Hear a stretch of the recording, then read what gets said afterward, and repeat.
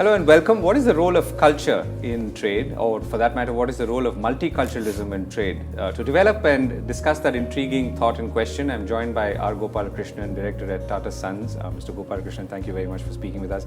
So this is a thought that you want to test, and it's been swirling in your mind as you were telling me.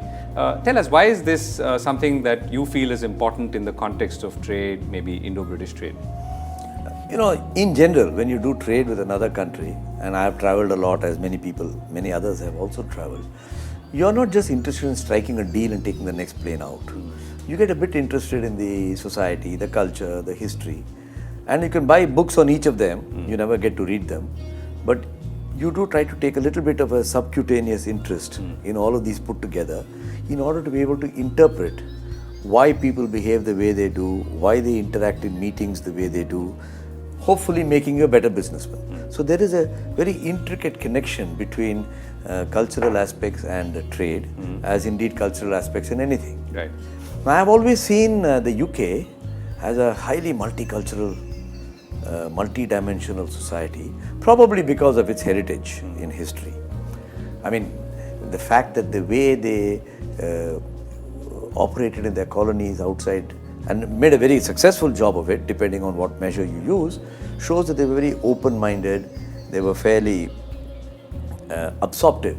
And if you look at the English language, there are many words in the English language come from Tamil, Hindi, let alone French and Spanish and so on. So the English to me means a very porous, multicultural society. And one of the reasons why they became the world's greatest traders at their apogee, I have attributed to the fact that they were highly adaptable and they were multicultural.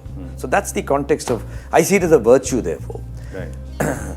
I see India as a highly multicultural for reasons which I don't need to elaborate. Most of us understand because we don't know it any other way.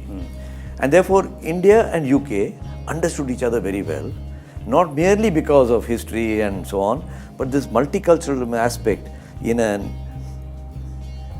invisible but palpable sort of way, I think brought us closer as compared to other colonies. If I look at some other countries and their colonies, the moment the colonialists went, they rejected their language, they rejected their monuments. Not so here.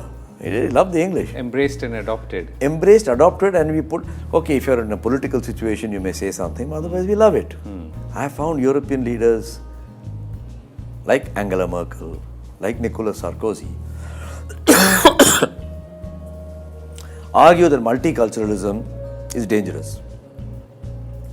And their definition of multiculturalism is when you let people come in, that's fine, but if you allow them to retain their own identity, it creates a whole new set of problems. Right. And I think we all know what they were referring to. Yeah.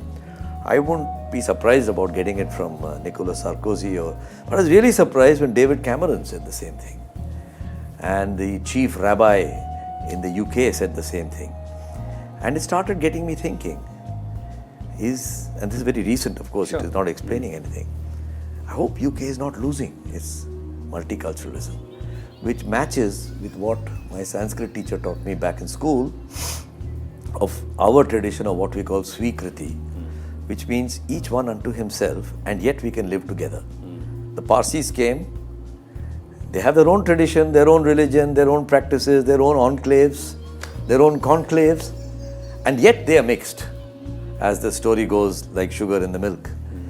So our concept of multiculturalism, and Britain as well, was like a vegetable curry, where each vegetable is distinct and can be recognized, and yet they're held together by a sauce of nationalism. Right. Whereas if you look at European cuisine, they mash the whole thing and extrude it into some sort of a pate of something.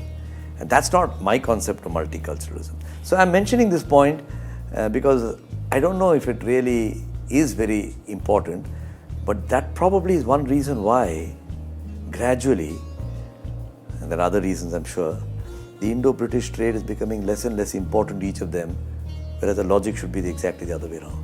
Right, and I think it's good to sort of dive deeper into what the real reasons could be, or one of the many real reasons could be. What can change this? I mean, you've pointed an important aspect of trade and cultural relationship.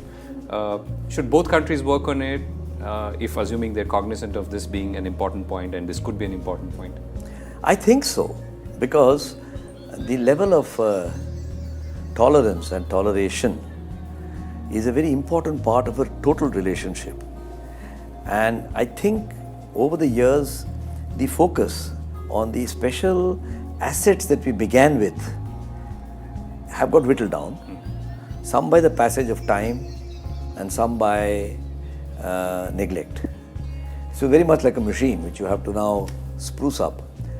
And I do believe that if we are now, Britain I think is 15th largest partner for India or thereabouts. To the best of my recollection, soon after independence it was number 1, that's understandable. But even in the mid-80s, it was number 5 or number 6 I think, if I remember right. So it's slipping in the class. It could become number 30, in which case, but I compliment the BBG for bringing and creating this really big event and convention.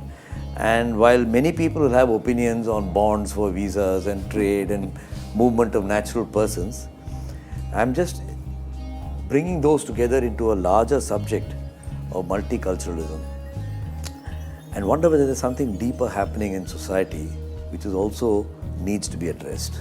And it surely does seem that it It must seems be, yes. valid, though I can't prove it, but I just thought I should offer this point of view. Thank you so much, Mr. Gopalakrishnan. Thank you.